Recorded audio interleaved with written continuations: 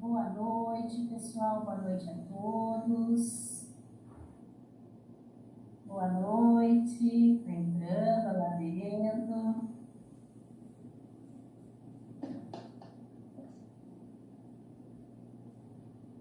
Boa noite, boa noite. Sejam bem-vindos. Boa noite a todos. Agradecendo aí a presença, o pessoal que está fazendo parte aí da nossa live, né? O pessoal aí entrando conosco, ó, vendo já aqui, os nossos companheiros. Olá, o Fábio está aí também, juntos, nossos alunos queridos. Muito obrigada pela presença. Obrigada, obrigada.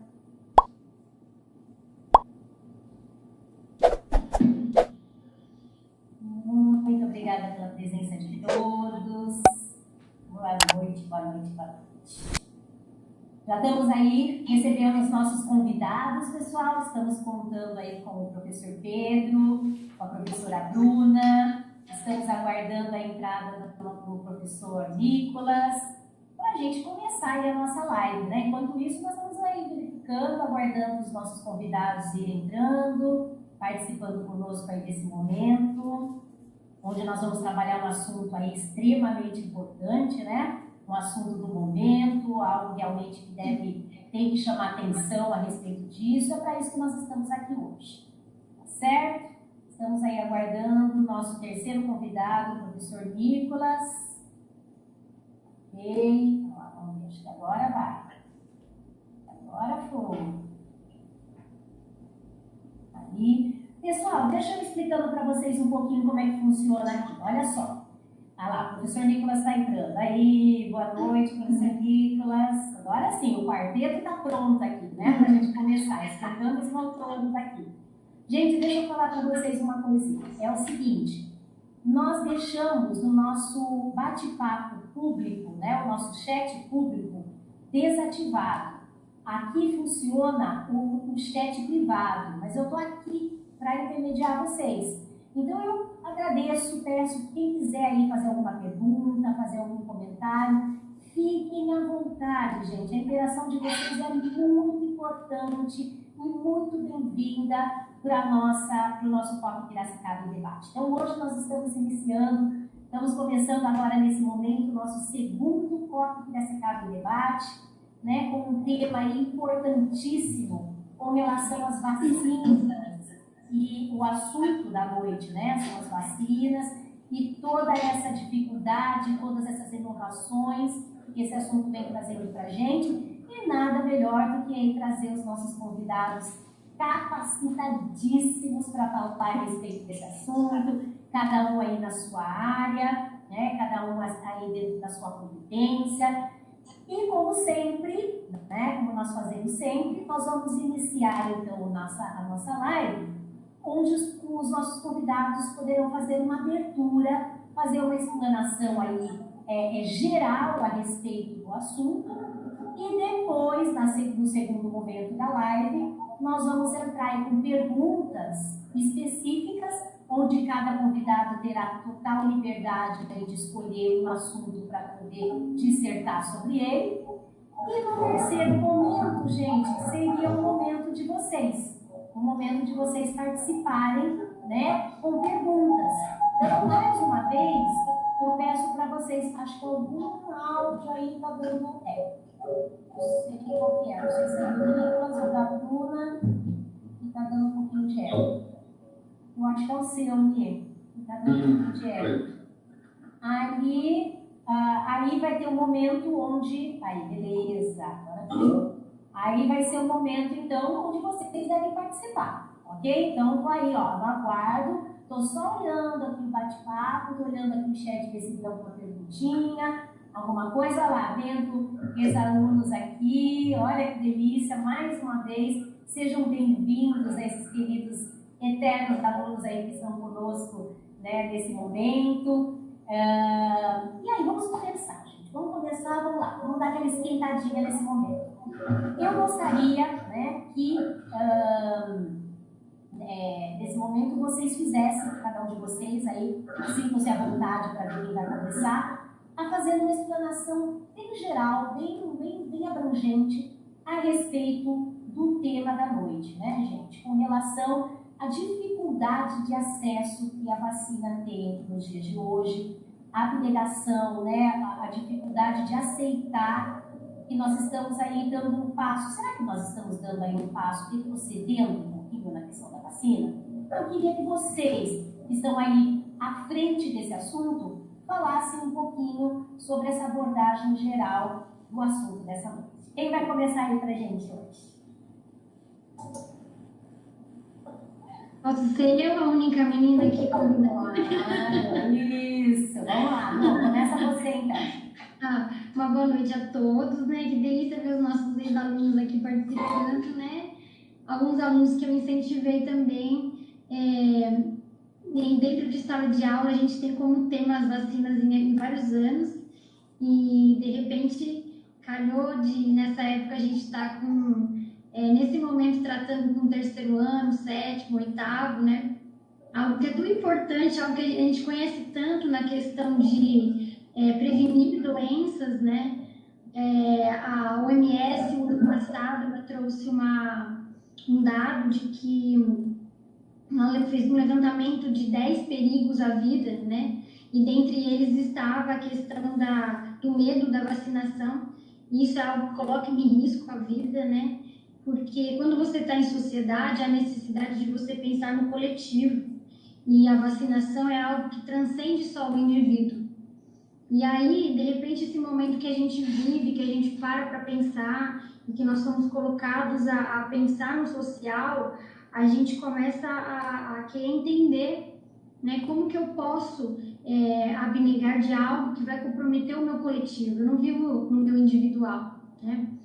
E aí a gente vê, diante dos dados da OMS, que de 2 a 3 milhões de pessoas são salvas por ano decorrentes da vacinação que ocorre, né, que é feita.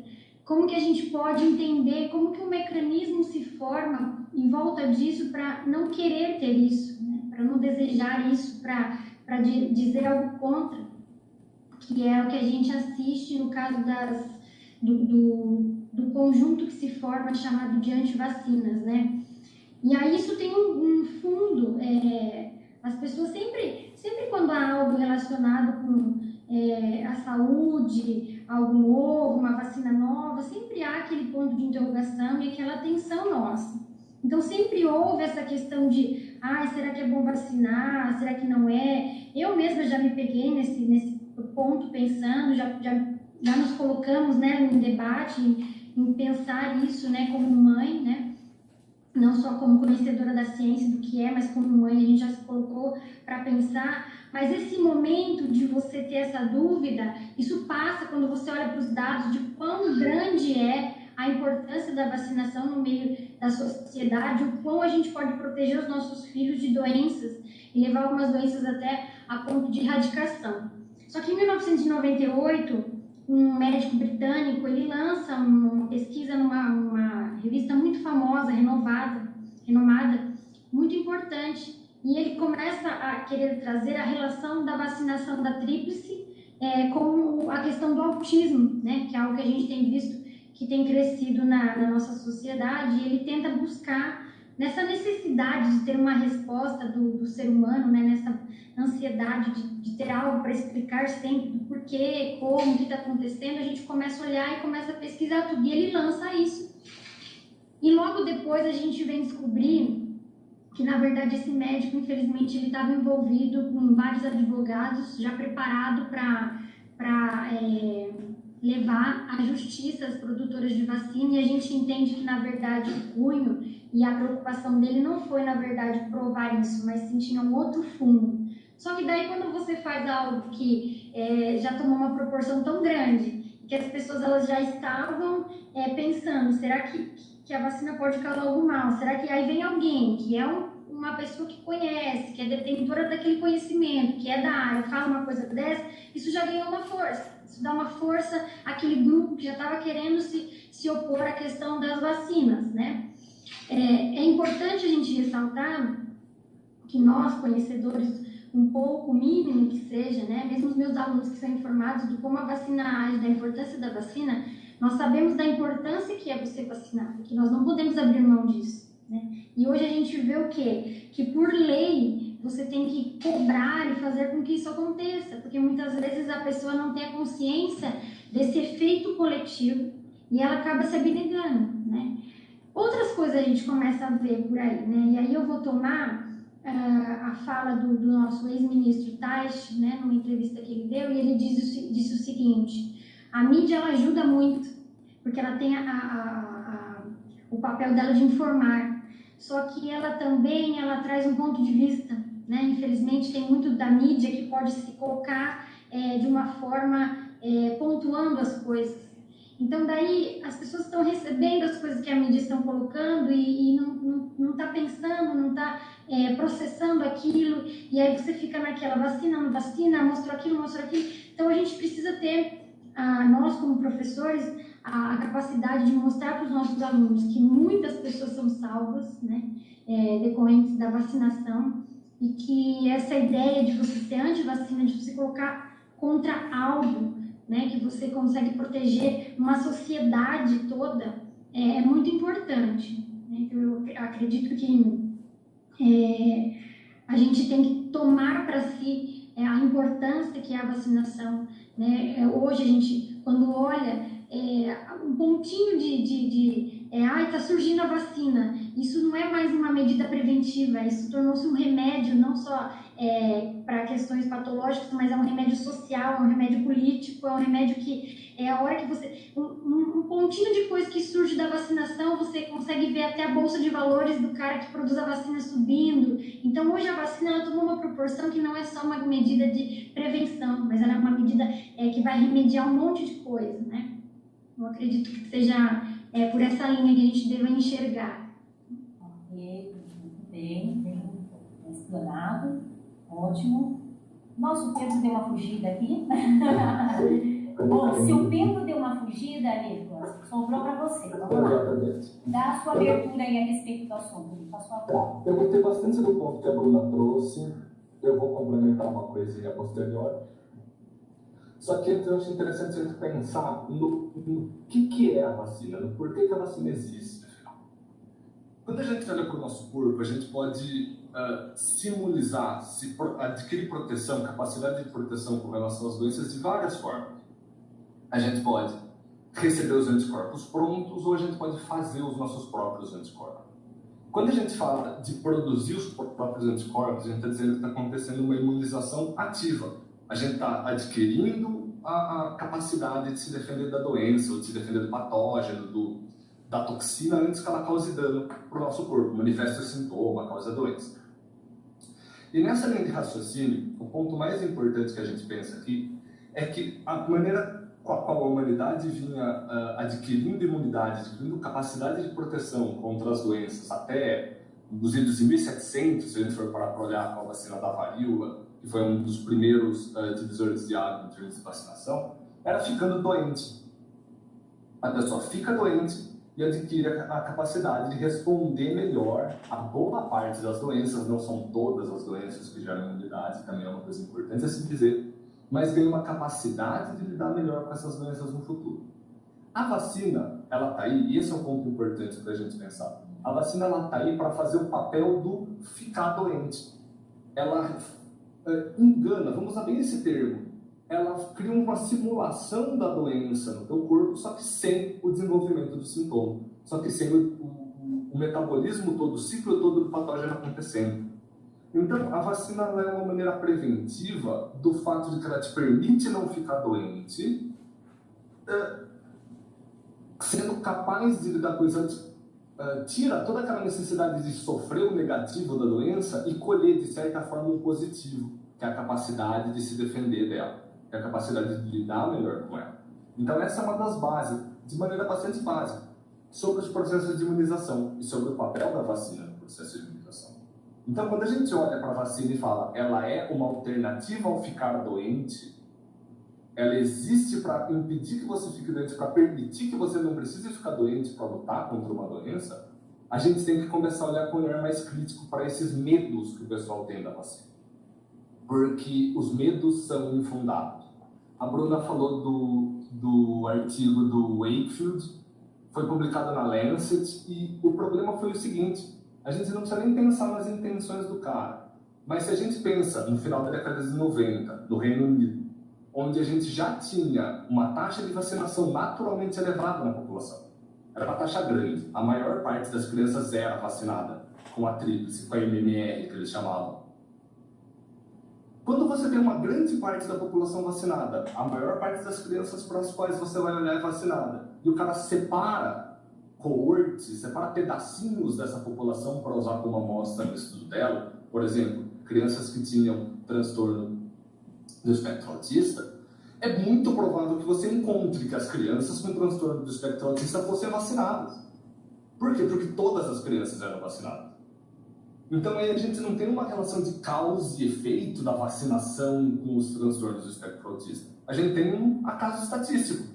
Todo mundo era vacinado. Se eu pegasse as crianças autistas, elas iam estar vacinadas. Se eu pegasse as crianças com obesidade, provavelmente elas iam estar vacinadas. Se eu pegasse qualquer segmento populacional, tinha uma grande probabilidade dessas crianças estarem vacinadas. E eu não posso, de maneira nenhuma, de acordo com o método científico, associar um fenômeno que está acontecendo com um determinado grupo com esse fenômeno ser causado ou ter uma relação direta com esse determinado grupo. Então o artigo dele era falho em muitos aspectos, porque o resultado que ele achou era meramente estatístico.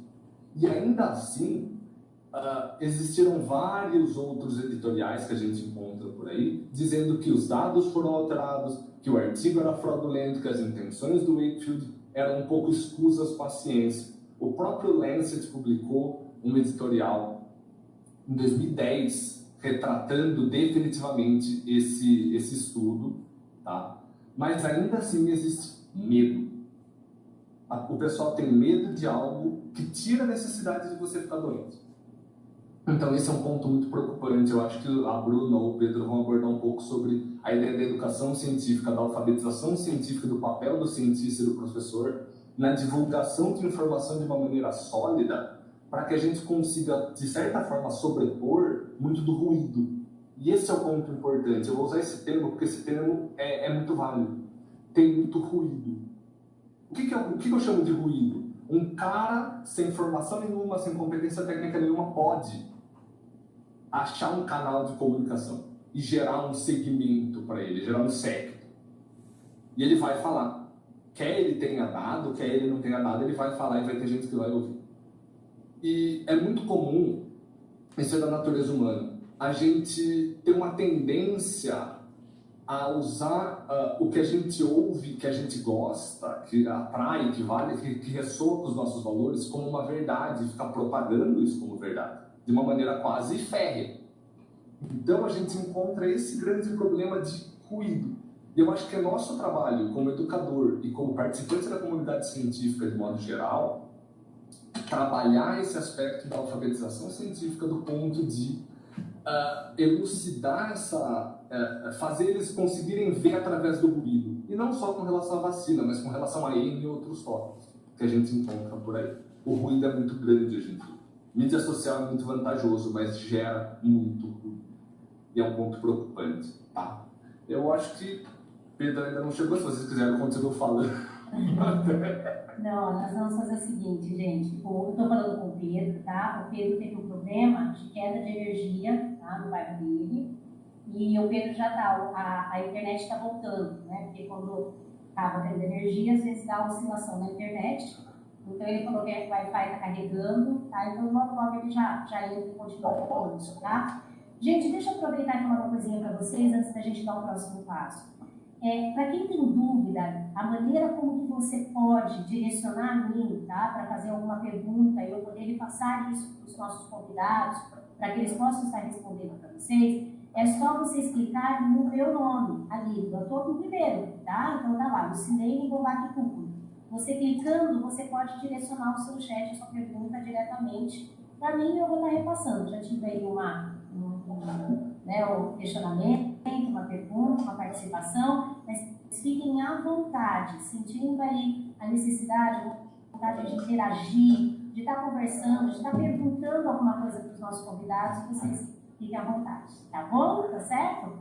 Bom, gente, o Pedro está conseguindo e a nossa live vai continuando, tá? Depois o Pedro chegando, ele retoma, ele faz aí a parte dele. Fiquem tranquilos aí que a gente, né, é ao vivo, né, pessoal? É ao vivo, é a internet, é essa vivência inovadora aí que a gente está experimentando, tão mágica e tão, não dá pra gente prever, imprevisível, né? Então, vamos continuando aí com a nossa live, tá? Pessoal, no segundo momento, assim que o Pedro voltar, ele bate aí nesse assunto e troca essa ideia com a gente. No segundo momento, eu separei alguns questionamentos, tá bom? Mas eu não direciono, eu deixo em aberto para os nossos convidados aí se sentirem à vontade de poder responder. Eu vou jogar a primeira pergunta e dentro dos nossos dois convidados que estão aqui por enquanto, vamos ver quem se sente aí mais tocado para responder essa primeira pergunta. Então, gente, eu vou começar um pouquinho a respeito do ponto crucial. Eu acho que tanto a Bruna quanto o Nicolas abordaram muito esse ponto e eu gostaria que tivesse uma resposta objetiva diante de tantas nuances que vocês trouxeram, né, diante de um contexto tão rico que vocês trouxeram até agora, que vocês respondessem pontualmente, um dos dois aí. Por quê? Por que será que as vacinas passaram a ser tão discriminadas, tão negadas, com tanta repulsa pelas pessoas? Em que momento? O que aconteceu para as vacinas que eram tão aderidas, né, acopladas pela sociedade, em um determinado momento ela se tornou tão receosa, né? As pessoas tiveram tanta dificuldade de assimilar e aceitar. O que aconteceu para que as vacinas passassem a ser vistas dessa maneira? Quem vai responder para mim? Posso eu? Posso eu? Posso eu, junto com o coração de cientista, coração de mãe, responder? Deve.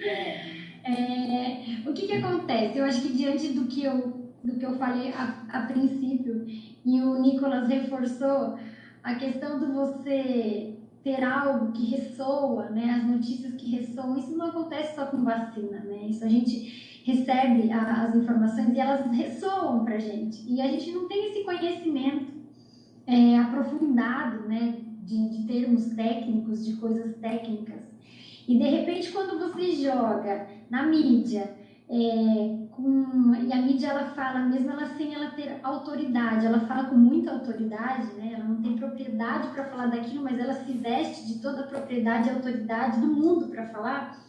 E quando isso ressoa no ouvido de mãe, que a vacina pode trazer algum mal, que você possa ter um mínimo, né, de 1%, de 0,1% de que você possa colocar aquilo que é tão grandioso, aquilo que é tão valioso, que a vida dos seus filhos em jogo, você acaba parando para pensar, né? Eu coloquei aqui com toda permissão o nosso individual aqui, né, Lu, conversa de mãe, né? Nós já tivemos por muitas vezes, meu Deus, mas vacina, e agora? Você viu acontecer aquilo ali. Então, aquele pontinho de preocupação mínima com a informação que chega errada, né? E se a gente não para digerir, e aí você ouviu que vacina, um cara numa revista muito conhecida, famosa, importante, está falando, gente, está provando lá que o autismo tem relação.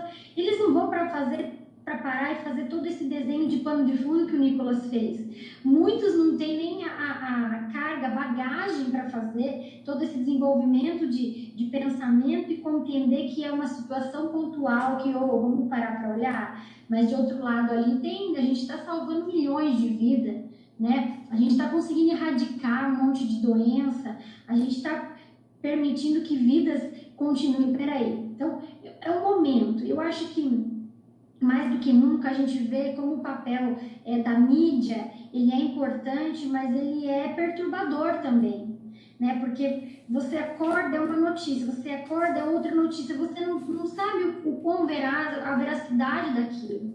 Então, eu acredito que essa repulsa, esse grupo antivacina tem cada vez ganho mais pela falta do conhecimento aprofundado, conhecimento técnico, com aquela angústia, com aquela ansiedade, com aquele medo, quando você não conhece algo, você recebe tudo que está chegando e você está consumindo tudo aquilo, né? Então, quantas mães estão ouvindo, quantas mães estão sendo, né, apedrejadas por esse assunto, olha, pode causar isso, olha, e é algo que você vai ter que arriscar, né? É algo que você não conhece, então você não sabe que pode ser, você vai arriscar, você vai falar,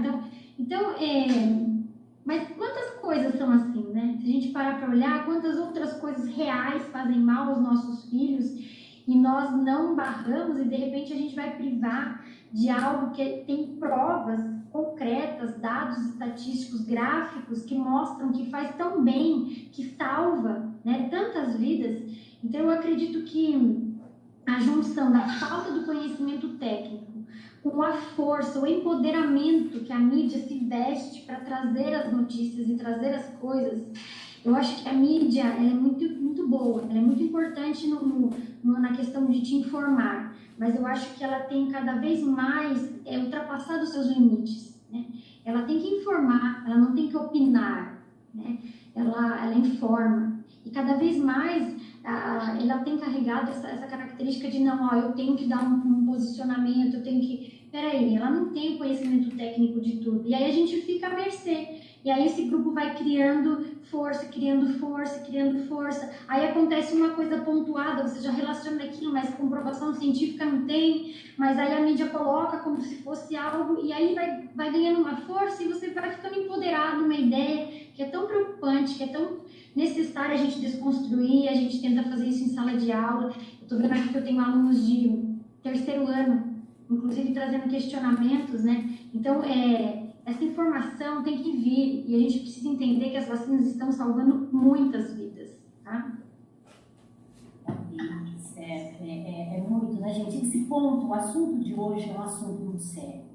Todos os assuntos aqui que nós abordamos aqui no Copo Piracicaba no Debate são assuntos em pauta, assuntos sérios, assuntos para abrir realmente a mente, para refletir. Mas exatamente, né, pessoal? A gente tem que perder esse medo, né? A gente tem que encarar, a Bruna colocou várias vezes, mas é verdade, em muitos momentos nós dialogamos a respeito disso. A preocupação que nós temos como ser humano, também ali, podendo, né, tá sofrendo realmente, temerosos, né? Nós estamos temerosos com isso, e principalmente com os nossos filhos. Então, em vários momentos nós colocamos e discutimos esse assunto e abordamos e demonstramos a nossa insegurança, a nossa aflição diante dessa realidade. Então, isso daí, gente, para vocês hoje é um alerta, não só um tema, que é um tema muito, muito atual, um tema que pode ser abordado aí em segmentos de vestibulares, de Enem, né? Mas a vida, principalmente a vida, acordar para esse assunto e perder, né? Nós estamos aqui, gente, também para mostrar para vocês, ajudar o pessoal a perder esse medo, tá? Tirar esse tabu que foi criado a respeito das vacinas. Nós precisamos disso. E nada melhor do que participantes, convidados que vivem isso, que estudaram da área para poder passar isso para a gente. Bom, eu falo para vocês conhecimento de causa. Em muitos e muitos momentos eu também me senti temerosa diante de algumas situações. Mas nós percebemos cada vez mais que não tem saída. Não tem saída, né? A não ser realmente a gente acreditar e a gente apostar e sentir a veracidade de tudo isso. Pessoal, o Pedro ainda continua, tá, com uma dificuldade aí de acesso. Ele teve um problema de energia no bairro dele, tá? Então, nós estamos aqui esperando, aguardando, mas a nossa live continua. Nós não podemos parar. Nós temos aí 2 convidados ilustríssimos aqui com a gente essa noite e nós vamos continuar aí, tem toda também uma bagagem para poder passar para a gente. Bom, aí eu venho com a segunda pergunta. Agora uma pergunta do momento, tá? Entre os dois, eu acho que Nicolas acabou aí sobrando para você, não vai ter outro jeito, mas você vai tirar de letra, e eu acho que muitos dos que estão aqui nesse momento gostariam de estar fazendo essa pergunta, né? Por que será que é tão difícil encontrar vacina para Covid-19, tá? É um assunto do momento, gente. Desculpa, mas não dá para fugir, né? Nós estamos aqui tendo uma interação por live, assumindo esse papel tecnológico de ensino à distância, diante dessa pandemia que nós estamos vivendo, né? É comum essa dificuldade para se encontrar vacina ou isso é específico do coronavírus? Explica um pouquinho para a gente isso, Nicolas. Então, Lu, eu já vou chegar matando a pergunta de cara. A primeira parte da pergunta: por que será que é tão difícil conseguir uma vacina contra a Covid-19? A resposta para essa pergunta pode não ser que o pessoal quer ouvir. Não é. Não é particularmente mais difícil conseguir uma vacina para a Covid-19 quanto é para boa parte das outras doenças. O grande problema do momento, eu vou elaborar um pouquinho depois, é o fato que a gente tem um aspecto que está influenciando nessa vacina, que está fazendo ela parecer mais difícil. Pressa. Dessa vez, eu acho que é uma das primeiras vezes no mundo que a gente tem pressa para a vacina. Eu vou retomar isso aí a posteriori, mas vamos pegar o mesmo exemplo da varíola. A varíola foi uma doença considerada erradicada no final do século XX. A primeira vacina eficiente da varíola surgiu em 1796, na Inglaterra. E o que acontece? 300 anos depois, praticamente, 200 anos depois, a gente conseguiu erradicar uma doença. Só que a varíola ela não surgiu na Inglaterra em 1796 de maneira epidêmica. A gente tem relato de varíola em múmia de 300 a.C. Então a varíola teve muito tempo ali, de maneira endêmica, momentaneamente epidêmica, mas nunca num contexto pandêmico que a gente teve agora. E o problema da vida moderna é essa. A gente globalizou tudo, a gente globalizou cultura, a gente globalizou entretenimento, a gente globalizou logística, a gente globalizou doença. Tá muito fácil uma pessoa ir do ponto A para o ponto B. Ou tá muito fácil uma pessoa até trazer comida do ponto A para o ponto B e a comida pode se contaminar com uma ou outra doença. Então, hoje em dia, no contexto moderno, século XXI, globalizadíssimo, transportar doença é fácil, passar doença para todo mundo é fácil, ainda mais uma doença nova. Então, o ponto-chave da questão é esse. Não é tão mais difícil. É simplesmente que a gente está com pressa e a gente acha que qualquer um dia que demora é mais, está demorando muito. Porque para fazer uma vacina, para desenvolver uma vacina, é um processo complicado. É um processo que tem várias etapas. Você primeiro tem que coletar dados sobre a doença. E uma das principais maneiras de se coletar dados sobre a doença, de postular um modelo de como a resposta imune dela funciona, é tendo gente doente para olhar. Mesmo exemplo da varíola, a gente tinha 2.000 anos de gente que pegou varíola, que ficou com sequela de varíola, que morreu de varíola, que foi autopsiada com varíola. Quando o James Stewart, se eu não me engano é o nome dele, James Stewart, ele procurou essa primeira vacina, ele começou com essa primeira vacina da varíola, já tinha tido muito estudo em cima de como a varíola se comporta no corpo do ser humano. A gente tem Covid há o quê? 6 meses. Vamos falar 6 meses. A gente tem relato de 6 meses sobre como essa doença age no ser humano e cada dia aparece sintoma novo. Vira e mexe a gente vê não causa sintoma neurológico, não causa só sintoma pulmonar. Então, a Covid-19 ela se comporta de uma maneira bastante diferente dos outros coronavírus. Eu tinha até comentado com a Lucilene há pouco. A gente tem 7 coronavírus que causam doenças em humanos. Desses 7 coronavírus, 4 deles causam resfriado. E eu falo aquele resfriadinho que a gente pega em 2 dias depois a gente está melhor. São coronavírus também. E a gente não tem vacina para resfriado. E resfriado existe desde sempre. É que não é uma doença muito crítica. Só que os outros 3 coronavírus são mais problemáticos. O SARS-CoV, que causou a SARS em 2002, a síndrome aguda respiratória severa, e a MERS, que é a síndrome respiratória do Oriente Médio, no comecinho dos anos 2010. e agora o SARS-CoV-2, que é o nome do vírus que causa a Covid-19. Esses 3 caras, eles são muito mais severos. E mesmo até hoje a gente não tem vacinas muito válidas, muito eficazes contra os outros 2 coronavírus que estão lá há 20 anos, 10 anos quase. Não dá pra gente esperar, é ilusão esperar, que a gente vai ter uma vacina contra um coronavírus em 6 meses. É um vírus de RNA, isso é um fator atenuante, é um fator que dificulta um pouco a elaboração da vacina. Eu vou falar disso daqui a pouquinho, mas vamos retomar o processo. Então, o primeiro ponto é estudar o patógeno, estudar como o patógeno age sobre o corpo e como o corpo age com relação ao patógeno. Principalmente depois que o corpo se cura e assim vai. Só esse processo a gente já pode pensar, não tem um caso, num contexto normal, coisa de década de estudo. 10 anos de estudo, 15 anos de estudo. Por quê? Porque a gente começa a pensar em modelos. Como que a gente vai construir uma vacina para estimular a resposta imune? Porque nem todas as vacinas são iguais. As vacinas são feitas, sintetizadas de N maneiras diferentes. Ou ela tem o patógeno morto, ou ela tem o patógeno atenuado, ou ela tem um fragmento do patógeno, ou ela tem um pedaço de ácido nucleico, de DNA, que é RNA do patógeno.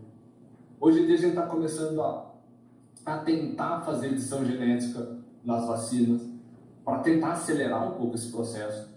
Mas a gente tem que primeiro entender como o patógeno age no corpo, para depois tentar pensar numa maneira, moldar um modelo, para a gente conseguir estabelecer uma resposta que a gente deseje. Só que isso não é sinal que a vacina vai dar certo, ou que ela vai gerar uma imunidade duradoura. E nesse contexto, a gente tem que fabricar, desenvolver a vacina, fazer o medicamento, vai pôr adjuvante, não vai pôr adjuvante. Adjuvante, para quem não sabe, é um fator que aumenta a potência e o efeito da vacina. Depois que você cria a vacina, você não pode sair dando para as pessoas vacina. Porque é um medicamento novo. Ninguém sabe como isso vai lidar. Se vai lidar. Se vai ter efeito colateral, se não vai. Então, o que é feito? A gente tem teste pré-clínico. Não adianta. Nesse momento, a gente ainda faz teste pré-clínico com animal. A gente constrói modelo animal para ver como essa vacina lida no corpo de um organismo infectado com patógeno. E mesmo que dê certo no animal, a gente não pode traduzir isso para o ser humano. Por mais que a fisiologia de um macaco reso, de um suíno, de uma cobaia, de um ratinho cobaia, sejam similares ao humano em muitos pontos, não dá para a gente fazer essa tradução linear de que deu certo ali, vai dar certo aqui do mesmo jeito. Tá? A gente tem diferença genética, a gente tem diferença de expressão de proteína, a gente não pode trazer essa similaridade, não dá. Então a gente faz estágio pré-clínico, bola modelo, constrói modelo de eficiência em cima disso. Se a gente ficar contente, a gente avança, se a gente não ficar contente, a gente volta. E quando a gente avança, a gente vai para teste clínico. Teste clínico, para começo de conversa, não é um, são 3 fases, pelo menos, de teste clínico. Segundo, teste clínico não é, eu vou vacinar um pessoalzinho ali qualquer, e daqui uma semana que eles curaram, eu vou colher os dados. Você tem que fazer um acompanhamento de um conjunto muito específico de pessoas, que é a sua amostra.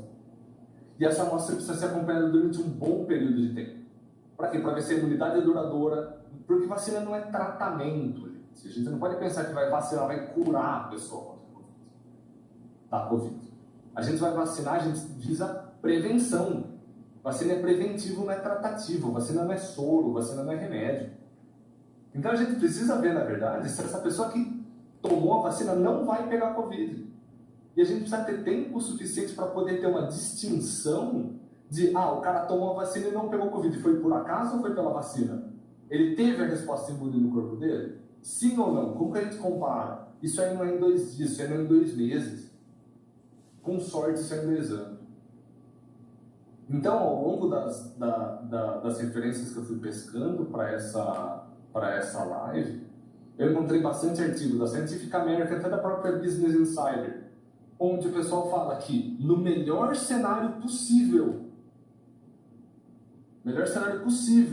acelerando muito o processo, acertando em cheio o mecanismo de patogenicidade, acertando em cheio o mecanismo da vacina, 18 meses.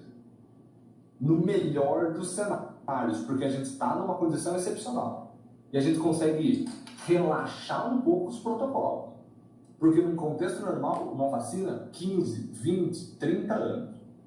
Isso porque, assim, eu vou por um ponto mais problemático.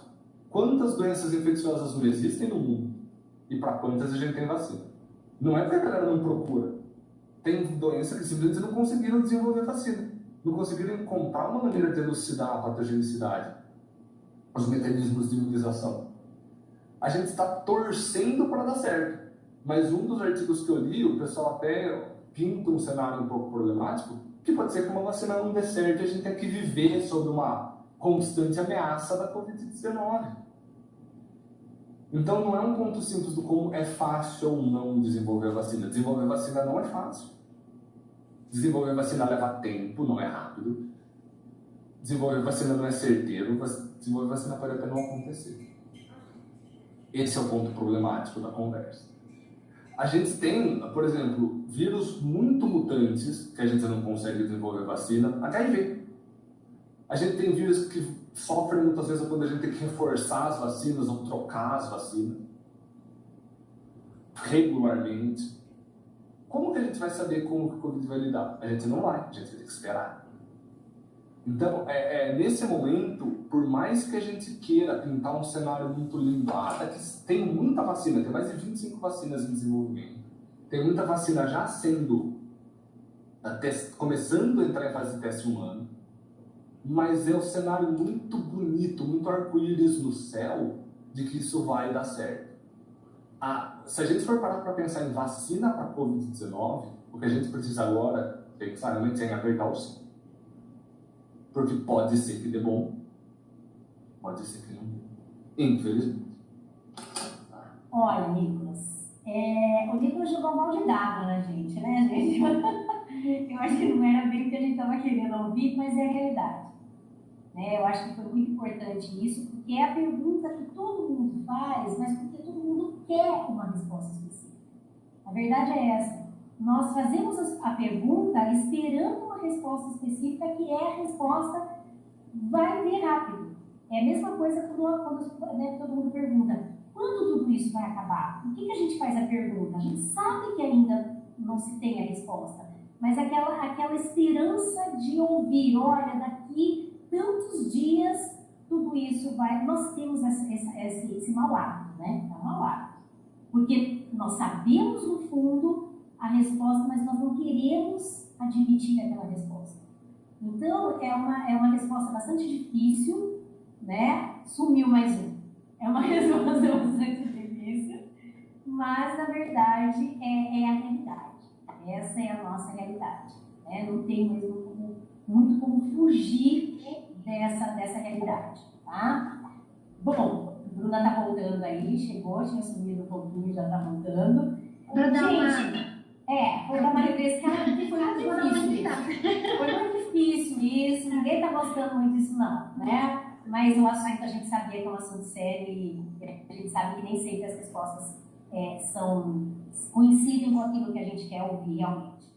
Gente, eu vou fazer uma adaptação, tá? Da terceira parte. Viria uma nova pergunta, uma pergunta para o Pedro. Infelizmente, provavelmente, o Pedro não vai conseguir estar aqui com a gente nessa noite, mas faz parte, né? Como nós sabemos. Eu vou fazer essa pergunta, reformular a terceira pergunta, e eu quero que vocês dois, cada um à sua maneira, dê o seu parecer nessa pergunta, pessoal, que nós já estamos caminhando para a terceira parte, para a parte final da nossa live, do nosso Copo Piracicaba em Debate. Eu gostaria, vou unir duas partes aí do que eu queria fazer para vocês, diante do que vocês dissertaram aí para a gente nessa noite, e vamos reformular e colocar aí para vocês, vamos ver como é que vocês colocam. Primeiro, gente, o que nós podemos fazer para conscientizar as pessoas, né? Olha só o que eu joguei na mão de vocês, gente. Olha a responsabilidade que eu estou colocando para vocês. O que nós podemos fazer para alertar e para conscientizar as pessoas que ainda têm esse pânico, esse medo das vacinas? E se você tivesse, né, para as pessoas que estão ansiosas, as pessoas, que recado você daria? O que vocês falariam para essas pessoas que estão com medo nesse momento, especificamente do coronavírus? Então, primeiro, só para reforçar, primeiro, essa pauta no sentido de como a gente pode aconselhar as pessoas a perder esse medo e o que nós podemos dizer para essas pessoas que estão tão apavoradas, tão ansiosas com relação à vacina do corona. Dá para vocês unirem essas duas partes, essas duas questões e responder de uma vez só? Vamos lá, eu acho assim, ó, eu vejo que a gente conta números hoje, né? A gente conta dias que a gente está em casa, a gente conta pessoas infectadas em 24 horas, quantas pessoas morreram, quantas pessoas no mundo morreram por conta do Covid, né? E então, eu queria que essas pessoas que ainda se colocam, não vou vacinar, tenho medo de vacinar, que ela coloque nesses números 3 milhões de pessoas morrendo por ano. Se esse número que elas têm contado dentro do nosso país, se ela somar o contexto mundial de quantas pessoas morreram por coronavírus, se isso assusta, então coloca 3 milhões, que é o número de pessoas que são vacinadas e que estão asseguradas de não pegar essas doenças infecciosas, né? E aí, a questão de que são micro-organismos eu não vejo, então a gente está lutando contra um inimigo invisível, super potente, porque a capacidade de mutação deles é enorme, além de ser enorme, não é controlada, né? Nós não sabemos como será, né? O protocolo de uma produção de vacina é muito fácil, mas o desenvolvimento é muito complicado, né? Então, se esse número que o Covid, do estrago que o Covid está fazendo, de tantas pessoas morrendo, assusta, então vamos pensar em colocar 3 milhões, que é o tanto de pessoas que a OMS levantou num dado de pessoas que estão sendo resguardadas por doenças infecciosas. Eu acho que de uma maneira bem direta e bem prática, já que as pessoas gostam de pensar em números, né, eu acho que se ela pensar nisso, ela talvez se conscientize que esse estrago, essa paralisada que deu na nossa vida por conta de um micro-organismo, imagina a gente somar todos esses que são infecciosos e que a vacina está nos resguardando, talvez não seja 40, não seja 1 mês, 2 meses dentro de casa, talvez a gente não possa sair mais, né? Porque é um inimigo invisível, ninguém sabe onde ele está, não consigo desviar dele, né? Vamos lá, Nil, e aí? O que você pode dizer para a gente? Então, gente, o ponto é muito válido, mas daí vem um outro papel, que é o papel da divulgação científica, da divulgação de informação. Do mesmo jeito que a gente tem muita plataforma de ruído, a gente tem muita plataforma de informação. Eu acredito que, primeiro, deveria, não é meu ponto de vista, não é meu trabalho, não é nem possível, ter uma tentativa maciça de sobrecarregar os meios com informação factual. Para quê? Para a gente afogar a informação ruim, de certa forma. Porque a informação ruim afoga a informação factual. Quando a comunidade científica entender que parte do trabalho dela é divulgação científica numa linguagem para o público, isso é um ponto problemático e muita gente não fica descrente de algumas coisas científicas, alguns aspectos científicos, vacina, heliocentrismo, tem várias coisas que começam a ser questionadas porque a visão de boa parte do povo, de modo geral, é que a comunidade científica é snob, que a comunidade científica escreve para ela mesma, e é o que ela faz, querendo ou não. A escrita científica é feita para cientista ler. Muita gente não tem noção do preço que custa para assinar um periódico. É absurdo. É a biblioteca universitária que consegue fazer acordo e eles assinam em massa os periódicos, mas você vai olhar, é coisa de $300 para assinar um ano de um periódico. $400, isso não chega no povo. E quando você tem, então, a publicação científica atingindo um grupo de cientistas, e a gente tem, para essa informação chegar no público, um filtro, esse filtro pode soltar qualquer coisa para encaixar para uma narrativa qualquer. Então, precisava existir uma maneira de construir uma ponte entre a divulgação científica sólida, recém-saída do forno, recém-saída do laboratório, recém-saída da prensa, da science, para o público. Mas não só tornar isso acessível para o público em termos de conseguir acessar, por ser caro, mas tem que tornar acessível para o público de uma maneira de ele conseguir ler, de ele conseguir compreender. A gente tem vários divulgadores que fazem isso pelo YouTube, pelo Instagram, pessoas que divulgam ciência de uma maneira, eu não vou dizer imparcial, porque nesse contexto não existe imparcialidade, o cara vai ser parcial com a ciência, obviamente, mas de uma maneira muito didática para o público entender. E o nosso papel como educador, como cientista, é desenvolver não só vias de divulgação científica, vias de informação técnica, de capacitação técnica, mas também desenvolver um conjunto de modelos mentais nos estudantes, na geração que a gente é capaz de formar, isso eu digo para o nosso contexto, para que eles consigam ler uma informação, ver uma informação e olhar para ela solidamente, de uma maneira capaz de dizer, a metodologia disso é falha, os dados disso não fazem sentido, tá muito bonitinho para ser verdade. Porque eu vou dar vou jogar outro balde de água fria. Quando algo parece ser muito bom para ser verdade, geralmente é muito bom para ser verdade. Os dados não são bonitinhos, as informações não são tão simples e diretas na ciência.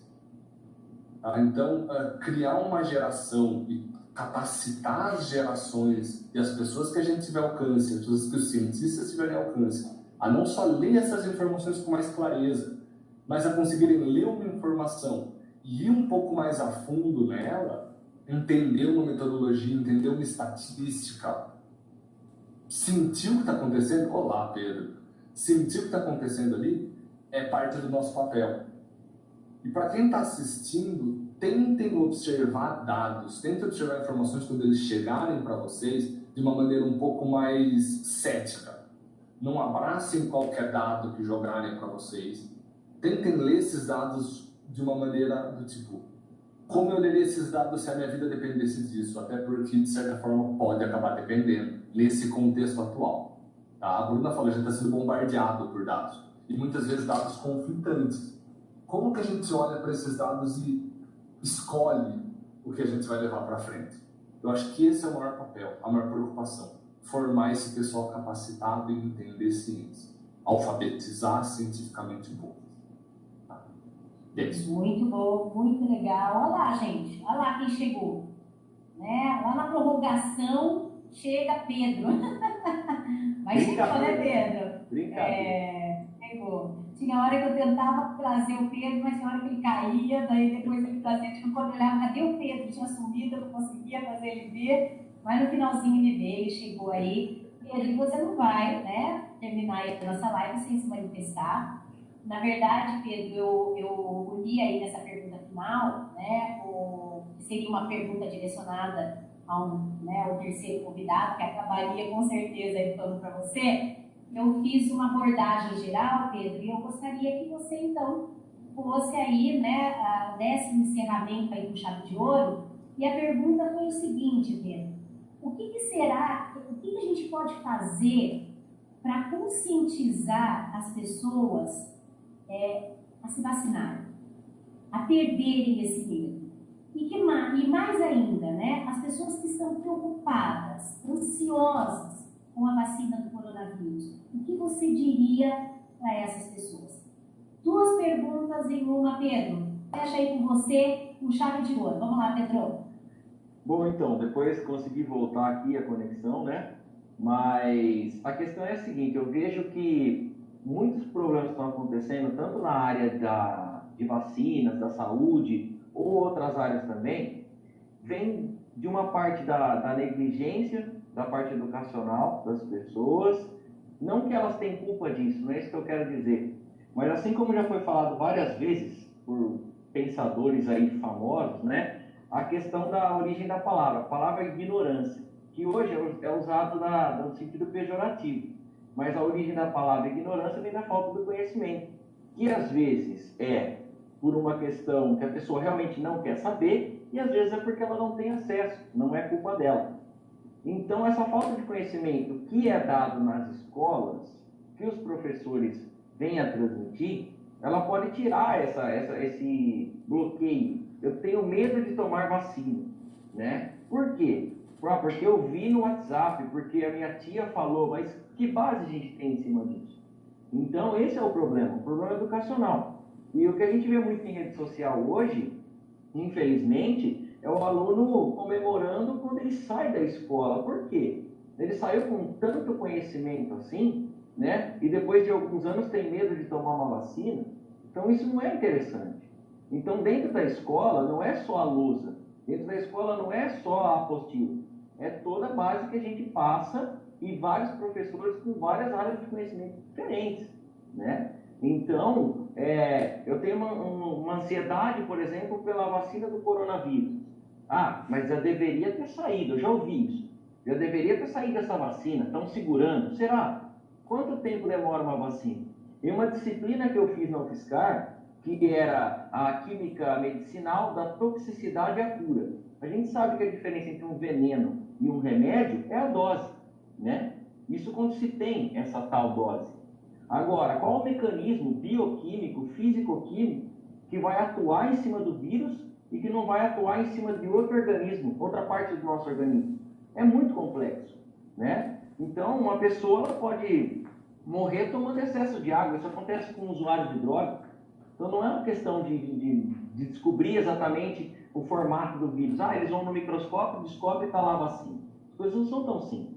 E nessa matéria que eu fiz na UFSCar, tem todos os processos. Então, primeiro é um teste em células, depois em roedores, depois não roedores, depois vai para seres humanos, e dentro de cada etapa tem várias outras subetapas, vamos dizer assim, que demora às vezes de 10 a 12 anos para poder chegar na prateleira de uma farmácia ou de autorização para ser de uma medicina legal, né? Então é muito complexo. Então as pessoas têm que o quê? Elas têm que ir atrás de base, de uma base sólida. Eu não conseguia conectar a câmera aqui, mas eu estava ouvindo o Nicolas falar da questão acadêmica.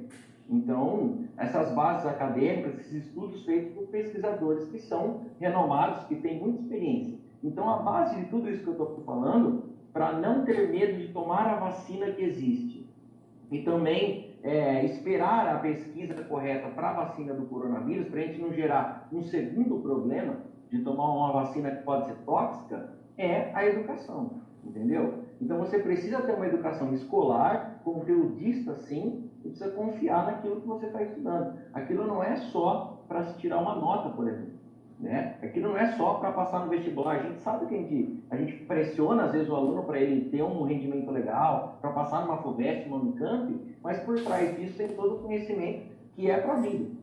Eu tenho um amigo que foi o maior influenciador de eu ter prestado vestibular, porque até então na família ninguém tinha prestado vestibular, eu fui o primeiro, que ele falava, a universidade, a escola, é uma escola para a vida, além da questão conteudista. E entra tudo isso que a gente está falando, entendeu? Então, não é só eu achar que já tem. Porque eu vejo muitas pessoas, inclusive da minha família, porque tem essa questão de ter menos estudo às vezes, né? Não estou dizendo que quem tem menos estudo não sabe disso, mas estou falando do particular. Eles falam, aconteceu esse vírus, então daqui a pouco o pesquisador dá uma vacina aí. Mas como? Qual é o mecanismo? Né? É muita complexidade. Então, a gente precisa ter uma base bem construída, a gente precisa ter uma base acadêmica consolidada e ser divulgado pelo povo, para o povo. Porque a gente tem uma tríade dentro da universidade pública, por exemplo, e algumas particulares, é ensino, pesquisa e extensão, não é verdade? Então, eu tenho o ensino para os alunos que estão na graduação, pós-graduação. Eu tenho a pesquisa, porque são professores pesquisadores. E eu tenho a tal da extensão, e eu acho que nessa parte é bem falho. Não estou dizendo que é por parte da universidade, mas às vezes por parte do próprio povo, que não tem o interesse de ter essa extensão, de ter essa pesquisa por conhecimento público. Então, isso é um problema. Né? Eu sei muito entrar no site do Facebook, mas eu não gosto de entrar num site que vai me dar uma tranquilidade, uma paz, e se isso realmente está sendo pesquisado para o coronavírus, por exemplo. Eu vi que existe uma possibilidade de uma vacina para o HIV. E por quantos anos a gente não tem esse grande problema? Quantas pessoas já não morreram por isso?